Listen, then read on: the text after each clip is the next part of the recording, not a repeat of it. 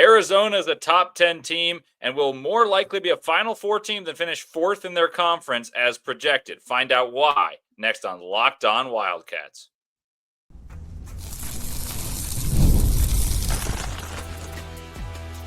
You are Locked On Wildcats, your daily podcast on the Arizona Wildcats. Part of the Locked On Podcast Network, your team every day.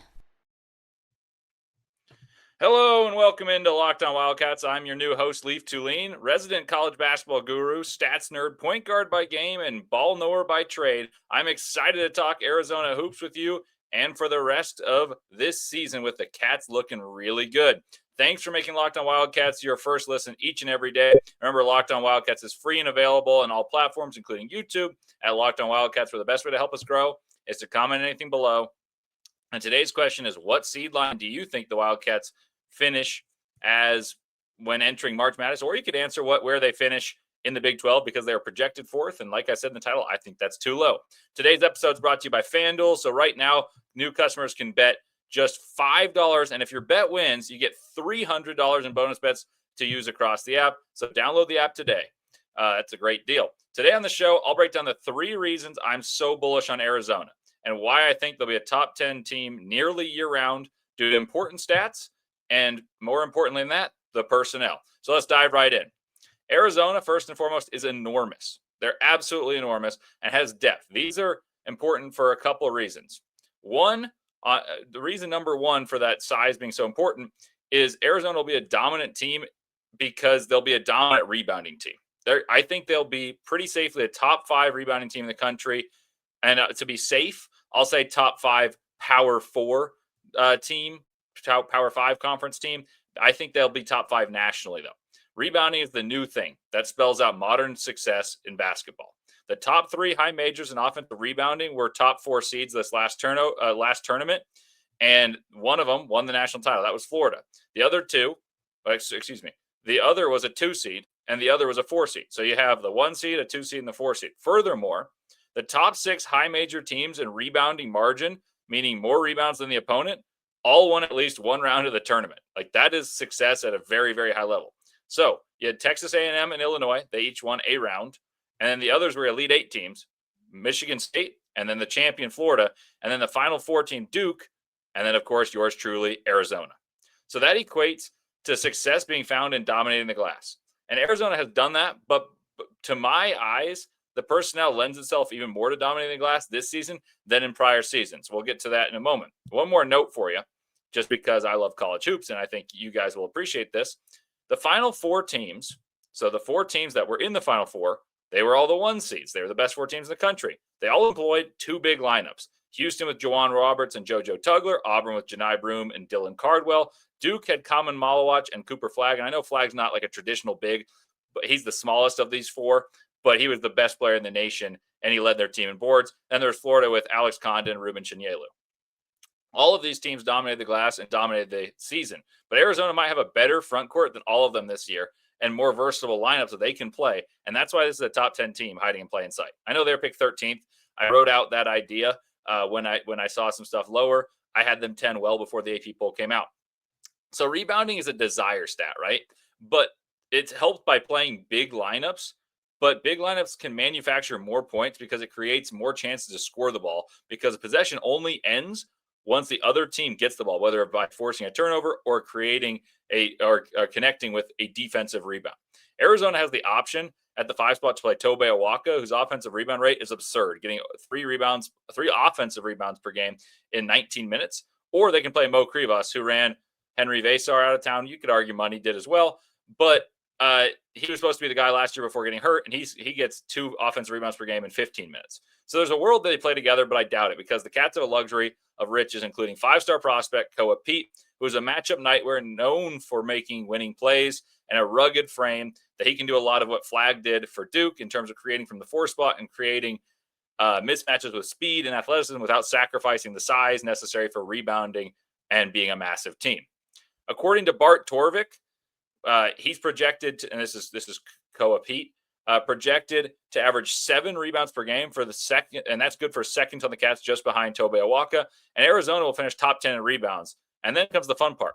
they'll have more people who can create advantages and score in not just in transition, more on that later. We'll talk about that, but by building their own advantages and having more chance to do so with way better rebounding than average. And what I expect is going to be a legitimate defense to create true mismatches, allowing them to play fast, but also have so many chances to get second chances and have no ball stopper in terms of what Caleb Love was. Caleb Love was really good for Arizona, but Arizona's defense and rebounding is going to improve. And I think that's going to help them by virtue of having more pace and connectivity and make them better on offense by being such a good rebounding team. They're going to limit turnovers because what's a turnover? It's a chance not to score the basketball. So they're going to shoot some shots just to get the ball in the glass and get rebounds. Houston does it. Purdue talked about it with Zach Edey. That is what's in vogue right now. In sum, I think Arizona should be a top 5 rebounding team in the country. And if the last few years are any indication, rebounding means more shots, fewer turnovers, better ability to close out possessions on the defensive end. And Arizona has yet another reason to continue to play this big lineup because they won't sacrifice what has been a trademark for Tommy Lloyd in moving fast, because Koa Pete can really run and he can really board too. There'll be more chances for transition and there'll be more chances on second chances for what could be an okay shooting team. That's probably an X factor. We'll talk about that plenty. Houston's used this recipe to win the Big 12 the 2 years they've been in it and came within inches of winning the championship. Florida had 4 bigs. They rotated at least 2 at a time. Sometimes would play 3. This year, they're rumored to play 3. Duke and Auburn played 2 bigs at once. UConn used 2 bigs when they won back-to-back. And they also had a mismatch 4 in Caravan, much like Koa Pete. They're different, but he was a stretch 4. So this trend is one I firmly believe in, and why Arizona fans like yourselves should be so optimistic about Arizona's roster composition. Because not only do they have 2 bigs that you can play Koa Pete with Krivas, Koa Pete with Toby Awaka, you could even play Koa Pete at the 3 and play him with Krivas and Awaka and just be absolutely monstrous on the front line. I think that's unlikely. I think it's more likely you'll see Karchenkov or Aristode play next to Pete and one of the bigs. But my point being is you don't sacrifice in this lineup any intangible, because you don't necessarily lose shooting or you don't lose creation. Because I think the biggest mismatch creator on this entire team is Koa Pete. He'll catch in the mid post. He'll catch in the post, and he can go to work, and they can play volleyball on the glass with Krivas. You watch them play St. Mary's. For those of you who watched that game, St. Mary's actually won the rebounding battle. Krivas had 17. Toby Awaka didn't play. And then all the Arizona scorers, the ones that you expect to be the top scorers, were efficient. And I think Arizona's got a ton of room to improve because they only went 4 of 16 from 3. Rebounding, though, is going to be something Arizona is good at. I guarantee you that. I expect top 5. I almost assure you top 10 in the country on offensive rebounding, but total rebounding and rebounding margin is going to be very important. Watch for the offensive rebounding numbers. Maybe Tommy Lloyd will even crash extra people to the glass.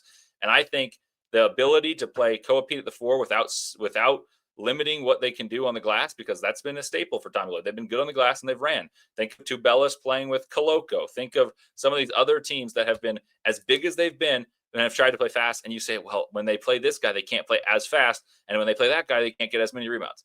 They've got the best of both worlds in this instance, in my opinion. The roster composition is very, very intentional, in my opinion. I'm going to talk about that more and more, about who they remind me of in terms of their roster composition.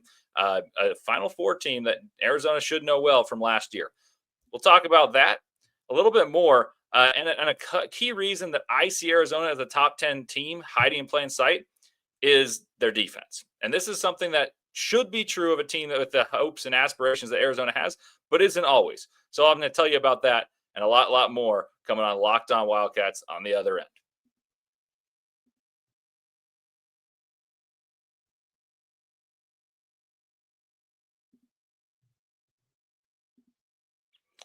Right now, new customers can bet just $5 and get $300 in bonus bets if you win. That's right. Pick a bet, put down $5, and if it hits, you'll unlock $300 in bonus bets to use across the app. It makes watching football even more exciting when you've got a little something riding on the action. Whether you're a casual fan or love diving into the stats, FanDuel makes the game and game day so much better. The NFL season's here, and FanDuel has an offer for you that you do not want to miss. So what are you waiting for? Visit FanDuel.com to download the new FanDuel app today and get started.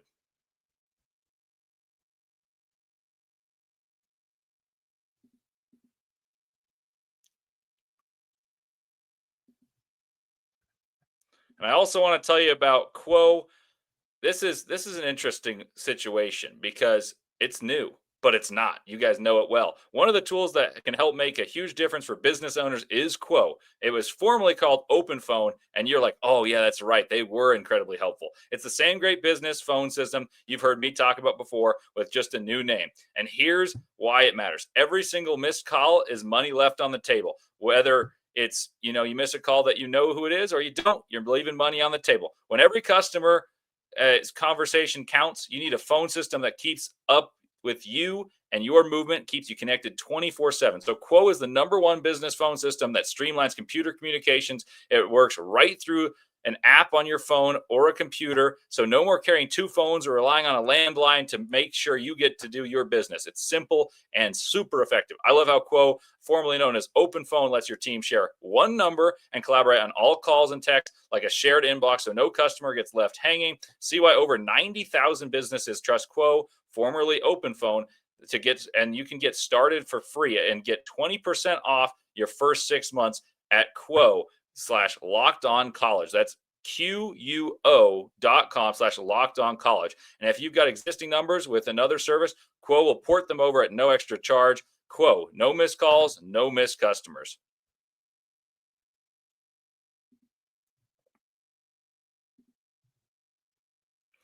All righty, welcome back to Locked On Wildcats. Leif Thulin with you here. Excited to be with you. New to this, but not new to talking college hoops. And I'm excited to tell you guys about the Arizona Wildcats because I believe they can make the Final Four, and you guys should too. And here are some numbers that'll support you and that cause. Arizona finished last season 13th in KenPom, despite a poor start to the year where they were really in the doldrums and they were 6-5. And you said, oh, are they going to make the tournament? No, yeah, they were just fine. They finished 13th in KenPom, but they defended at the 38th best team in the nation. That's not particularly good for the athletes Arizona has in the past, but also that team had Carter Bryant. They had KJ Lewis, Jaden Bradley. Like, they should have been better on defense. And more importantly, maybe, they ran slowly compared to Tommy Lloyd in years past. They were 49th in the fastest tempo in college basketball, and the year prior they were 16th. And for reference, that year they were 10th in defense. So quite a regression. That said, that was a 2 seed. But I don't think that team was all that different. But I'll tell you this. I see this Arizona team as a top 10 team, and it has the makeup of Lloyd's better teams. And here's why I also foresee two massive strengths for this team being pace and the defensive game, which helps lend itself to faster pace because you can force turnovers. But I also think they have the personnel that's a little more dynamic than any of the prior Tommy Lloyd teams that have been a 1 seed, 2 seed, and I guess this last one's a 4 seed.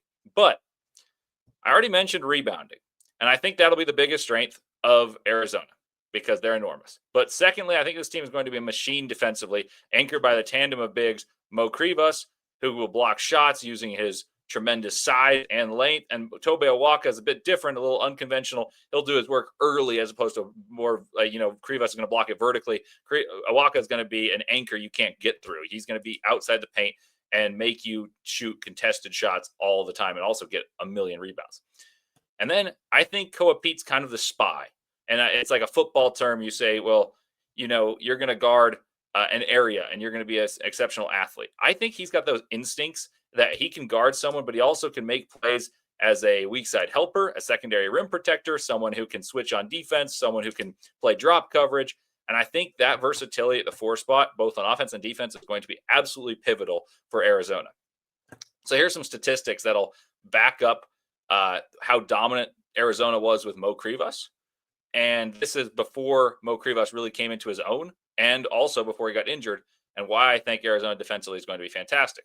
So during the 23-24 season, so Krivas was very young, when he was healthy, Arizona held opponents to 91.3 points per possession, and that's 91.3 points per 100 possessions, and 36.6% shooting inside the arc when Mo Krivas was on the floor. That was inside the arc, meaning that on 2-pointers, they're shooting what would be considered an okay 3-point percentage for the best teams in the country. That means he is an absolutely dominant force on the interior. He makes them change shots, and he makes them think, oh, wow, we shouldn't shoot this shot. And that's per college basketball analytics. If those were season-long numbers, Arizona would have had the third best defense in college basketball that season and by far the best two-point defense. It should be something that translates, and it should be something that Arizona hangs their hat on. They should dominate the paint and control the boards.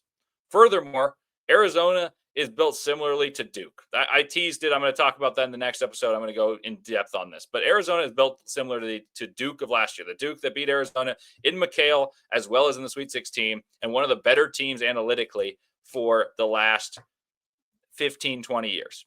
They didn't win. Houston beat them, but that was a really, really good team. Arizona is built similarly to that team, and here's why. And I'm going to talk about it from the defensive perspective. We'll talk about it in depth tomorrow. Arizona is built similarly to Duke because I think when you look at how they're built, let's start at the point guard. Jaden Bradley is a hound. He's an absolute pest defensively.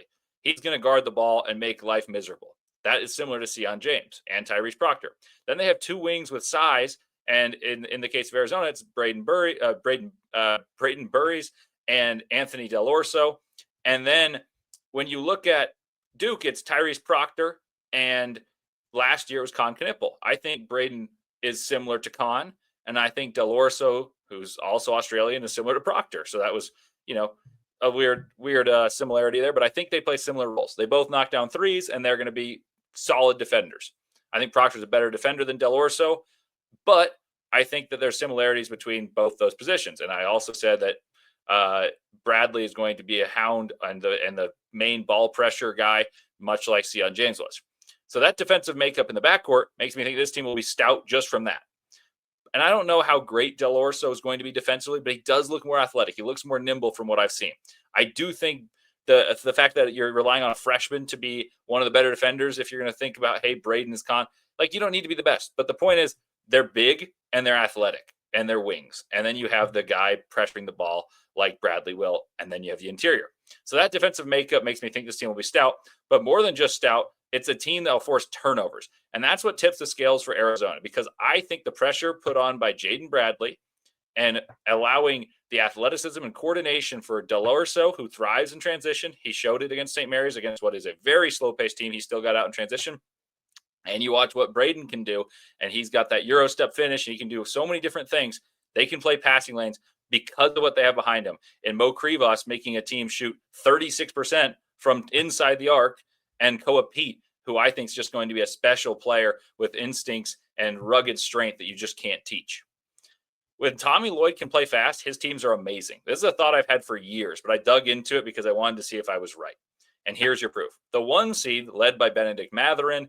I was at that Arizona TCU game. Fun fact, it was in San Diego. Awesome game. One of the best games I've ever been to. Arizona was 33-4 that season, and the tempo was 9th fastest. So check mark. That's a really fast team, really good team. Their A game was the best in the country that year. The 2 seed that lost to Princeton, I actually did not like at all, because when they were not playing fast, they were inept due to poor shooting, and they often won. But the reason that they lost to Princeton was they were held in check in terms of tempo. They were 28-7 that year, but they were 15th in tempo. So once again, top 20 in tempo, 2 seed.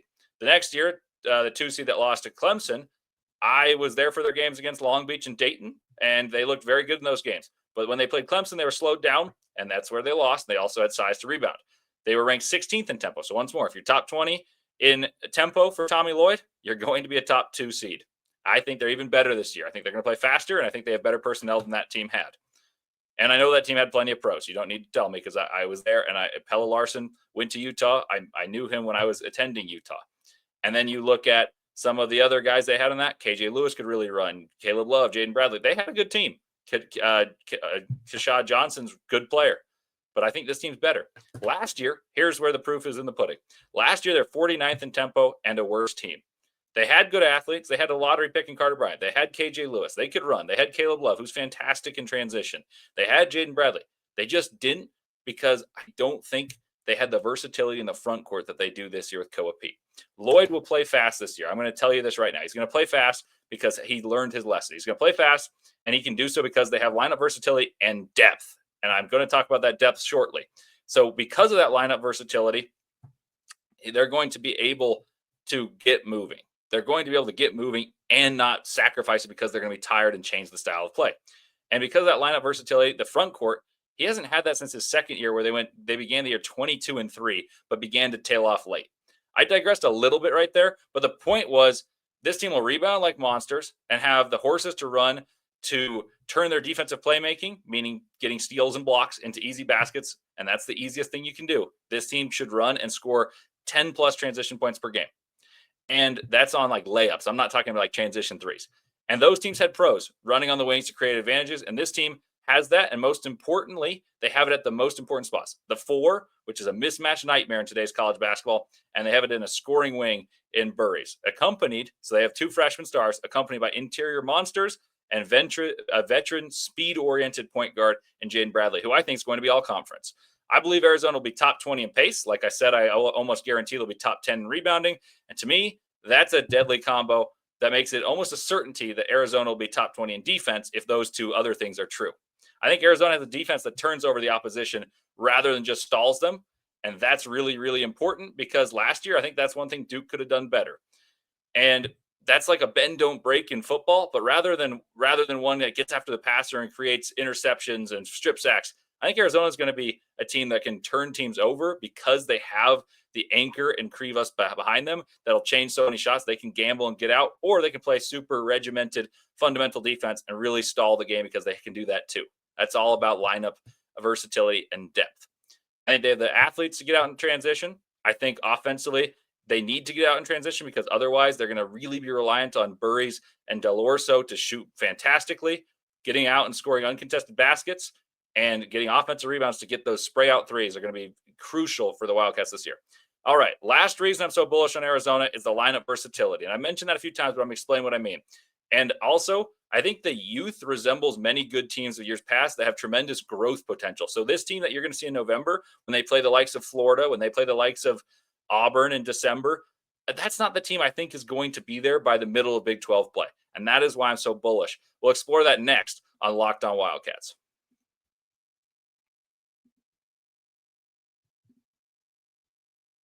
Let's be honest. Most of us can't even name all of our financial accounts, let alone what they're worth. Between 401k savings and investments, it's easy to lose track, and that can mean leaving money on the table. That's why I started using Monarch, all-in-one personal finance tool that brings your financial life all together in one clean, easy-to-use interface on your laptop or on your phone.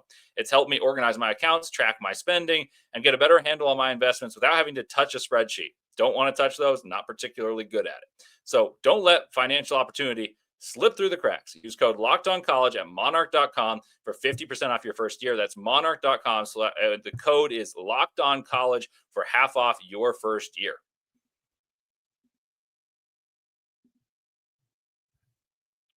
Welcome back to Locked On Wildcats. Leif Thulin with you here. And I've told you, I pretty much guarantee that this is going to be a top 10 rebounding team. Pretty confident it's going to be a top 20 defensive team. To me, that means, pretty confident they're going to be a top 20 pace team. And to me, that means they're going to be a top 20 defensive team. So that leads to the question of how good are they going to be on offense? Because typically the 20th best defensive team and a top 20 offensive team, that means you're a Final Four contender. Like those are the parameters. Those are the benchmarks. But here is why I'm so confident those benchmarks will be achieved. Because teams with identity are fantastic, but to have the ability to have an identity and a culture set in place, like the Wildcats do with Tommy Lloyd entering year 5, and change lineups. So many of those teams are so reliant on one or two players and one specific 5-man lineup that they can't have much growth potential. And it's so important to stay healthy. It's always important to stay healthy. But I think Arizona has the advantage of multiple different looks that they can throw at a different team, and multiple players can step up and score, and multiple players can step up and defend. And that's really helpful because I don't think they're going to be close to what they are by the end of the year, early in the season. I still think that's a top 10 team. Arizona can do that because they have amazing depth and well-balanced depth. And some players that we haven't mentioned that have some serious ability to elevate the roster we're going to go over now. As we discussed, Arizona has 2 bigs that are, all-conference honorable mention type of guys in Krivas and Awaka. They have an all-American top 10 draft pick potential guy in Koa Pete. And then as far as the wings, there are tons. And that there is no dearth of wings in Arizona. They have Anthony Delorso, Braden Burries, Dwayne Aristode, Ivan Karchenkov he's big, but I think he's going to play the wing, but that's as good as you can get. A big wing is going to be the 8th man. Oh, it's fantastic. And then there's the point guard slot, and that's going to be heavy usage for Jaden Bradley. But Evan Nelson from Harvard can go, and he's not going to sacrifice pace, and he's a pretty good shooter. He can move the ball, and he'll be less ball dominant than Bradley, but I don't think you're going to sacrifice pace in the way that you often have to prior to the NIL, where you can kind of cherry pick your lineup. Like, you can choose a guy who's willing to come in, play a lesser role, and not sacrifice now that you can choose your transfer window guys, and he's a really good one. So that's a two deep, right? I just basically named 10 players. These are going to be the top 10. And this is going to be a team with a plan. The top two seeds of the years where NIL has been in place look exactly as Arizona's team is right now. Like, the roster that Arizona has is comprised with size in spades, 2-star youngsters, and a plethora of wing options with the chance to emerge and blossom and further Arizona's chances to win it all. For Arizona, the guys that I think can make them very difficult to contend with would be the guys I'd say are 7 and 8 on the depth chart in terms of 1 through 10 in terms of impact. And that would be Dwayne Aristode. Many people are super bullish around Arizona. They say he's going to be better than Carter Bryant. I hesitate to say that. I really liked Carter Bryant. I had him as a lottery pick in November when he was projected in the second round by Tankathon. He ended up being a lottery pick, and I'm a huge Carter Bryant guy. But I don't want to slight Dwayne Aristode. The guy can play. Played for the Netherlands team as 17 years old as the senior national team. But the one I'm actually more excited about in terms of the way he slots in to the game and how he can help at different roles is Ivan Karchenkov from Germany. And both impressed me a lot during the scrimmages for different reasons. I'll start with Aristode. He's 6'8", has the athletic pop to play multiple positions like Carter Bryant, like KJ Lewis did in their respective freshman years. Guy with that, who's probably not going to put the ball a ton, but he can make things happen with or without the ball, is going to slash the basket more than I think he's going to shoot. And defensively, should be one of those guys who can play in the passing lanes, can play 3 or the 4. He has experience playing for the Netherlands national team, and I think that is going to be impactful as he progresses in the season. I don't think he's going to be as sped up as many other freshmen in the country will be. Karchenkov is similar, but for different reasons. He's a different type of player who has the size to bang with 4s, but I think he can guard 2 through 4, and only the top teams in the nation can play this type of guy as a role player and not as a dude. Like, maybe not their number one guy, but not many teams can say, you know what, I'm going to have this Ivan Karchenkov who's played for Bayern Munich since he's been 12 years old, and he's played for the senior team since the age of 16 as our 8th guy. He led Bayern Munich's youth team in scoring at like 23 a game, and then since playing for the national team, or excuse me, for playing the senior team for Bayern Munich, he has been a guy who gets double digits minutes and is a true rotational piece on a very good professional team. So my point in that is Arizona has the depth to comfortably say they have guys playing 7th and 8th in their roster. 6th man is going to be Awaka or Krivas, whichever one does not start. We'll talk about that coming up as well in future episodes. And then what wins today is, like I said, the big bodies in the interior. I talked about the Final Four team. Auburn had 2 centers. Duke had big guys in spades. Of course, they had Cooper Flagg as well, and they had a top 10 center in Malawach. And then you look at Florida, they had 4 centers on their roster, I guess 3, and then you had a really skilled 4. You look at what they had, they're huge. But the only teams that can do that are the ones with the NIL to fund it. They've got the NIL to handpick their team and what their style should be. So I think Arizona has copied Duke a little bit in terms of their style, saying, you know what? We've got 2-star freshmen that play the same positions as your guys do. What did Duke do? They were really big. Let's be really big, and let's have guys that can do multiple things and defend multiple positions. Using that size, we're going to force turnovers. We're going to overwhelm you physically, and let's get back to our roots. What does Tommy Lloyd do well? We push the pace, and his first year, they were 9th in tempo, and we're a 1 seed. The team that I thought played the best A game in the country. When they played their best, they were the best team in the country. Then the next couple of years, they weren't as good, in my opinion, and they were still a 2 seed because they played really fast. Last year, the only year that Tommy Lloyd hasn't been top 20 in pace was the worst year he's had it. Coincidence? I think not. They're going to play fast. They're going to play a 9-man rotation, and they're going to build a team that is probably, in my opinion, the most intentionally built and well-built team in the Tommy Lloyd era. And to me, the one that's close is the team that he inherited from Sean Miller. So this is the best team that Tommy Lloyd has built. And this team not only has those guys as wild cards that I just mentioned, but they also have young guys that are unknowns, including guys that, aren't as young anymore, but haven't had the chance to play at the same level. You look like Delorso, right? Last year he came from Campbell and he played a supplementary role, and he developed into someone that was important. This year, he's going to have a very prominent role, and he's going to be needed to knock down shots. Even Jaden Bradley, he's played a lot of basketball. He was an all-SEC freshman guy at Alabama. But not all these guys have linear rates of growth. I think Jaden Bradley is set for a breakout, and I think if he shoots the ball better, he should be an all-conference guy. And if Arizona's as good as I think it can, potential sneaky All-American candidate. Jaden Bradley is going to get downhill. He's going to be an all-defensive team. He's going to score, and if he distributes the ball a little bit, this is a really good team. And the one thing I'll tell you, this is safely, in terms of roster composition, a top 15 team. In terms of roster growth and what I think they can be, it's a top 5 team. And this is where basketball can look like football. When Alabama a few years ago dominated the glass with Brandon Miller, Noah Clowney, Pringle, and all these guys, it was because they had size and young guys that helped already a team that was wanting to play fast and wanted to be big. But the ones that made them a 1 seed were Brandon Miller and Noah Clowney being special NBA guys. Miller was a top 2 pick, and Clowney was a first rounder. Arizona's got a guy who can be a top 10 pick in Pete, maybe another one in Burries, and then they already have the foundation of guys that fit what Arizona is looking to do. Play fast, play physically, overwhelm opponents. That is what's going to happen. So I think that's an example. Another one that I would point to is Donovan Clingan and Stephon Castle. Both of them were top 7 picks. Clingan went 7, Castle went 4. They elevated a team, and they were inexperienced players that didn't play as big of roles, but they joined a purposefully built team and elevated them to new height. Castle's first and only year, and Clingan's sophomore year, that team was unbelievable, and they were both dudes on the team, but they weren't just the team. What I mean by that is they were not like many one and dones where it's like, oh, you know what? If we have a good year, maybe we can go far. No, that team would have been great without either of those guys. But they made that team great because they fit their role and excelled in it. Arizona has shades of those teams to me.